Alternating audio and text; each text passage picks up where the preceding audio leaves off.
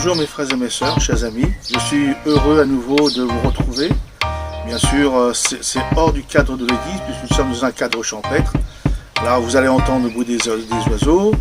Il y a la verdure derrière, mais de toute façon, notre moment de partage est toujours d'actualité. Voilà, donc la semaine dernière, nous avions parlé de nos murailles, les forteresses à abattre, à surmonter. Et donc, ce soir, nous allons terminer. Donc, je vous propose que nous refassions la lecture de ce texte de Josué, chapitre 6, verset 1er. Jéricho était fermé, barricadé devant les enfants d'Israël.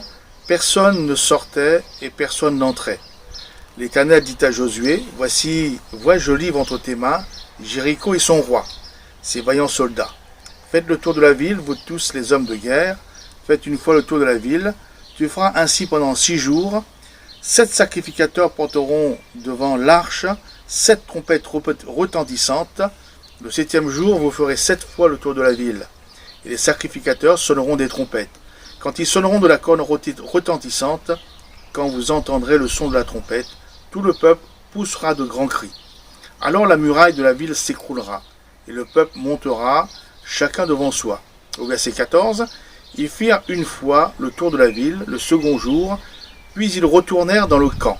Ils firent de même pendant 6 jours. Le 7e jour, ils se levèrent de bon matin, dès l'aurore, et ils firent de la même manière 7 fois le tour de la ville. Ce fut le seul jour où ils firent 7 fois le tour de la ville.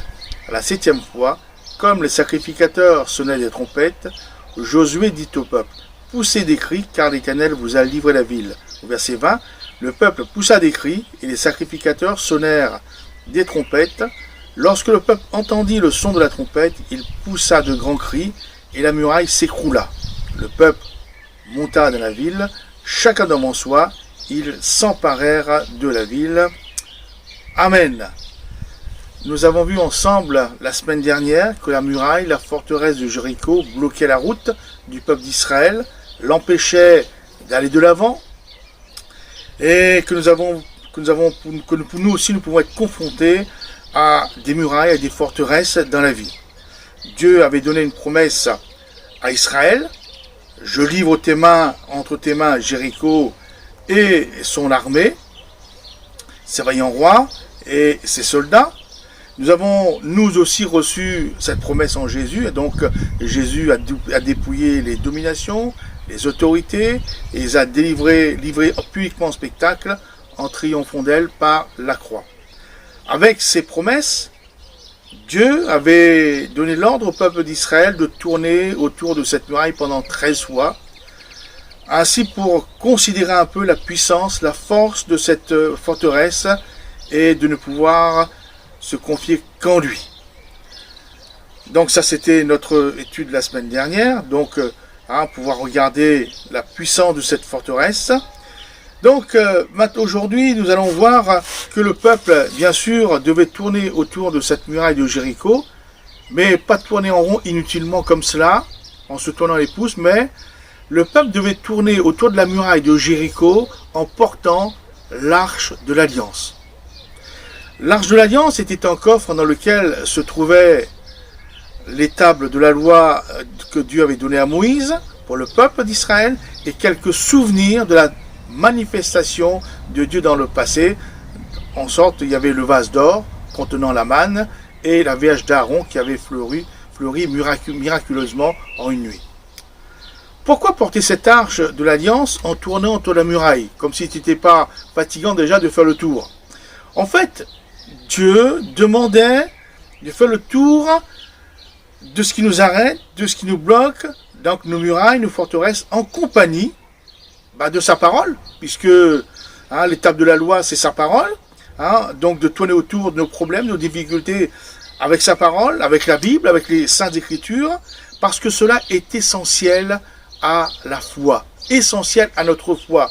N'oublions pas que Paul dira dans l'Épître aux Romains, chapitre 10, verset 17, « La foi vient de ce qu'on entend, et ce qu'on entend vient de la parole de Christ. » Donc, faire le tour avec la parole de Dieu. N'oublions pas que Jésus, lorsqu'il fut tenté dans le désert, par le diable bien sûr, a à plusieurs reprises, ou à 4 reprises, utilisera « il est écrit ». C'est-à-dire qu'il est écrit dans la parole de Dieu, entre parenthèses, pour contrer l'adversaire. Donc, c'est très très important de faire le tour de nos difficultés avec la parole de Dieu. La parole de Dieu, la Bible, est un livre essentiel. C'est un mode d'emploi, une boussole pour notre vie de chaque jour, surtout lorsque nous sommes en face des murailles et des difficultés. Le psalmiste dira, ta parole est une lampe à mes pieds. Bien sûr, vous savez, dans la nuit, il faut une lampe pour éclairer nos pieds, sinon nous allons prendre des coups, des chocs avec les cailloux, avec les épines, etc. Donc ta parole est une lampe à mes pieds et une lumière sur mon sentier. Le fait de porter l'arche de l'alliance, dans lequel il y avait la parole de Dieu, consiste à porter en nous la parole faite chair. Vous vous souvenez, Jean, dans l'évangile de Jean, chapitre 1er, la parole était faite chair, donc c'est Jésus. Donc, en quelque sorte, nous portons Jésus, c'est-à-dire sa présence, sa compagnie en nous, en faisant le tour de nos murailles, de nos forteresses. Le fait de porter l'arche de l'alliance dans laquelle se trouve la parole, donc la parole de Dieu, Jésus, la parole faite chair, en tournant autour de la muraille, change tout. Car avec Jésus, nous sommes assurés d'avoir la victoire. Celui qui est avec nous est plus fort de celui qui est contre nous. Ça, c'est formidable.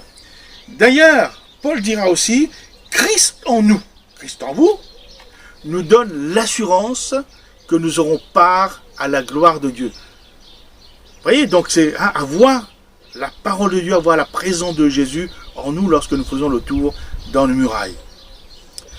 Dans l'Arche de l'Alliance, il y avait aussi, je l'ai dit tout à l'heure, quelques souvenirs de la manifestation de Dieu dans le passé. Qu'est-ce que cela veut dire?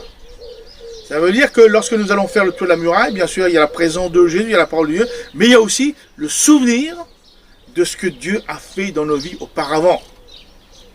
Les délivrances qu'il nous a accordées, les guérisons, lorsqu'il nous a parlé, il nous a retirés de nos terreurs, de nos angoisses. Donc on dit, Seigneur, ce que tu as fait dans le passé, tu peux le faire encore aujourd'hui parce que tu n'as pas changé. Se souvenir de ce que Dieu a fait aussi au sein de son Église, puisque nous vivons dans une communauté. Il y a les frères et les sœurs, et donc il y a le témoignage de la puissance de Dieu aussi dans leur vie. Cela nous amène dans une atmosphère de foi en face de nos murailles, en face de nos forteresses. Faire le tour avec la parole de Dieu, les Saintes Écritures, faire le tour avec la parole faite chair, Jésus, faire le tour avec la pensée de ce que Dieu a fait pour nous dans le passé et qu'il peut le faire encore aujourd'hui. Le prophète Jérémie, alors qu'il passait dans un moment de grande détresse, dira ceci, dans le livre des Lamentations, chapitre 3, verset 21, « Voici ce que je veux repasser à mon cœur. » Il vivait des choses terribles, des choses de souffrance, qui causaient de grandes souffrances, mais il dit, « Voici ce que je veux repasser. » Souvenir du passé. Repasser à mon cœur, ce qui me donne de l'espérance. Les bontés de l'Éternel ne sont pas épuisées, ses compassions ne sont pas à leur terme. Elles se renouvellent chaque matin. Oh, que ta fidélité est grande. Amen. Le peuple d'Israël devait tourner autour de la muraille de Jéricho en portant, je l'ai dit, l'arche de l'Alliance et garder le silence. Il devait se taire. Les cris, les murmures n'améliorent pas la situation que nous vivons. Au contraire, cela engendre la panique et peut communiquer la crainte aux autres. Le prophète Jérémie, encore lui, qui, dans un moment d'angoisse, attendait la délivrance du peuple d'Israël, dira aussi dans le livre des Lamentations, chapitre 3, verset 26, il est bon, regardez bien, il est bon d'attendre en silence le secours de l'Éternel. Il est bon d'attendre en silence le secours de l'Éternel.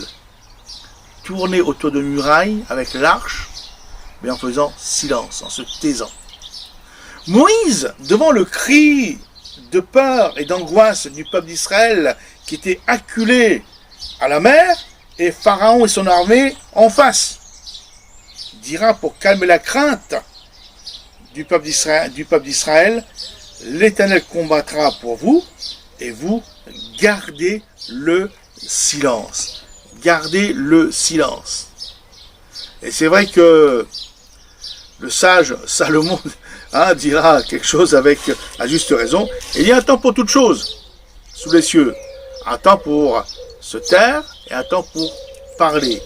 Il y a un temps pour prier, il y a un temps pour parler à Dieu, il y a un temps aussi pour se taire, un temps pour faire silence devant Dieu afin d'écouter, de recevoir ce qu'il a à nous dire comme conseil, comme direction et surtout attendre le signal de la victoire. Voyez-vous, c'est tourner autour de cette muraille, tourner autour de cette muraille de Jéricho, c'est comme quelque chose de sérieux, parce qu'au début on dit, oh, on va tourner autour, ça sert à quoi? Juste pour voir les murailles? Mais non, non. Le peuple, au verset 14, on dit, le peuple devait tourner autour de la muraille de Jéricho chaque jour et revenir à son camp de base. C'était pas question d'être là devant la muraille tout le temps, non. Tourner autour et revenir à son camp de base. Le camp du peuple d'Israël se situait à Gilgal. Et donc là, je ferai une lecture dans le livre de Josué, au chapitre 5, verset 7. Il dit que Josué les circoncis, donc les hommes du peuple d'Israël, car ils étaient incirconcis parce qu'on ne les avait point circoncis pendant la route. Lorsqu'on eut achevé de circoncire toute la nation, ils restèrent à leur place dans le camp jusqu'à leur guérison. L'Éternel dit à Josué, « Aujourd'hui, j'ai roulé de dessus vous l'opprobre de l'Égypte. » Et ce lieu fut appelé du nom de Gilgal jusqu'à ce jour. Les enfants d'Israël campèrent à Gilgal et ils célébrèrent la Pâque le 14e jour du mois sur le soir dans les plaines de Jéricho. Ils mangèrent du blé du pays le lendemain de la Pâque, des pains sans levain et du grain rôti. Ils en mangèrent ce jour même. La manne cessa le lendemain de la Pâque quand ils mangèrent du blé du pays. Amen. Donc Gilgal, c'était leur camp de base. À Gilgal, vous avez vu, c'est l'endroit où le peuple d'Israël a été à nouveau circoncis, en signe d'alliance avec Dieu.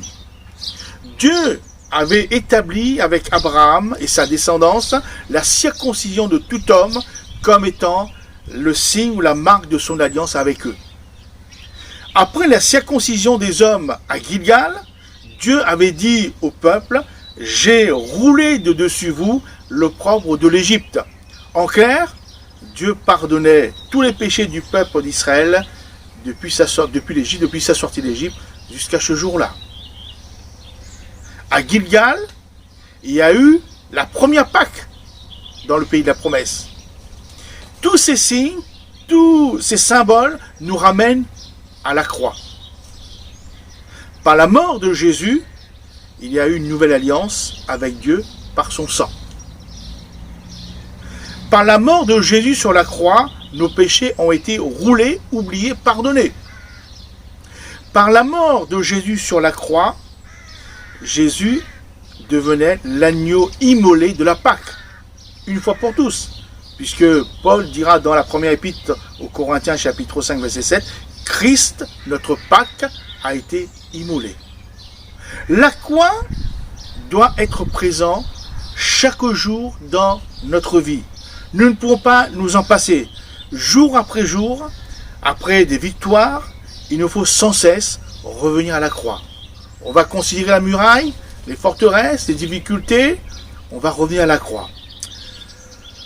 Donc c'est pour cela tourner autour, mais revenir à la croix. Au verset 20, il est dit que le son de la trompette, le signal de la victoire, s'est produit le 7e jour. La victoire sur la muraille, la victoire sur la forteresse s'est produite le 7e jour. C'était le temps de Dieu, et vous savez que Dieu fait toutes choses belles en son temps. Il y a dans ce récit de victoire 7 jours de persévérance et de patience avant de vaincre la muraille et la forteresse de Jéricho. 7 fois le tour de la muraille, 7 trompettes et 7 sacrificateurs. Dans la Bible, le chiffre 7 évoque la perfection, mais aussi un travail fini complètement. Il n'y a pas à y revenir, il n'y a pas d'amélioration à apporter. Quand Dieu fait une chose, la chose est terminée, elle est bien faite une fois pour toutes. Et voyons, considérons un peu ce chiffre 7, dans le livre de la Genèse au chapitre 2, verset 2, il dit que Dieu acheva au 7e jour son œuvre qu'il avait faite, dans le sens de finition, de terminer. Et il se reposa au 7e jour de toute son œuvre qu'il avait faite. Dieu bénit le 7e jour et le sanctifia. Amen. Donc mes frères et mes sœurs, voyez, nos murailles, nos forteresses sont peut-être là devant nous, mais avec la puissance de Dieu, avec la force de Dieu, la grâce de Dieu, avec les directives de Dieu, ces murailles s'écroulent. Ces forteresses s'écroulent. Elles s'écroulent, pourquoi? Parce que nous avons pu considérer que, à vue humaine, avec les moyens humains, nous ne pouvons rien faire, mais que sur la grâce de Dieu. Vous voyez tout ce processus que Dieu a demandé au peuple d'Israël de faire avant que cette muraille s'écroule. De la même manière, mes frères et mes sœurs, suivons le processus que Dieu a établi, mais surtout tournons autour de la muraille avec la parole de Dieu, avec la présence de Jésus, avec la force de Jésus, et revenons toujours sans cesse à la croix du Calvaire. Écoutons le signal et regardons par la foi que Dieu est en train d'agir, que Dieu agit parce qu'il est fidèle, que son nom soit béni. Bénissez le Seigneur parce que Dieu va se manifester encore dans votre vie. Dieu n'a pas changé, il est fidèle en tout temps. Que son nom soit glorifié. Courbons nos fronts et demandons au Seigneur toute sa grâce. Demandons au Seigneur son aide par Jésus afin que nous entrions dans ce processus de victoire devant les forteresses, devant les murailles, devant de nos Jéricho quelque part, que nous avons devant nous encore aujourd'hui. Seigneur, il est vrai que ce récit, Seigneur, de la muraille de Jéricho date, c'est loin dans le passé. Et je sais une chose, qu'aujourd'hui nous rencontrons sur notre route des murailles, des forteresses, qui bien souvent nous arrêtent. Mais Seigneur, par la foi, nous avançons. Par la foi, nous croyons que tu es capable, Seigneur, de faire que la muraille s'écroule par ta puissance. Je te prie pour mon frère, pour ma sœur, pour mes amis, Seigneur, qui se trouvent confrontés ce soir encore devant leur forteresse, devant leur muraille. Seigneur, dans leur maison là, Seigneur, tu connais. Seigneur, ta parole nous donne des indications. Je te prie de fortifier la foi, de renouveler la foi.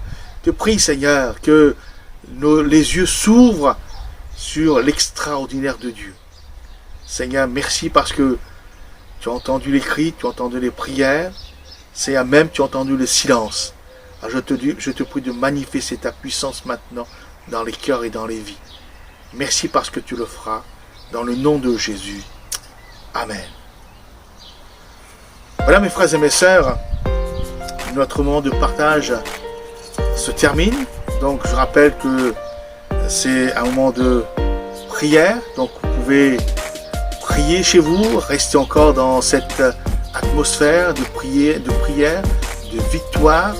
Donc ayez votre Bible à portée de main, sentez la présence de Jésus par son Saint-Esprit dans votre vie et croyez que la victoire de Jésus, la victoire de Dieu arrivera au moment opportun. Ni trop tard, ni trop tôt, mais là quand il faut.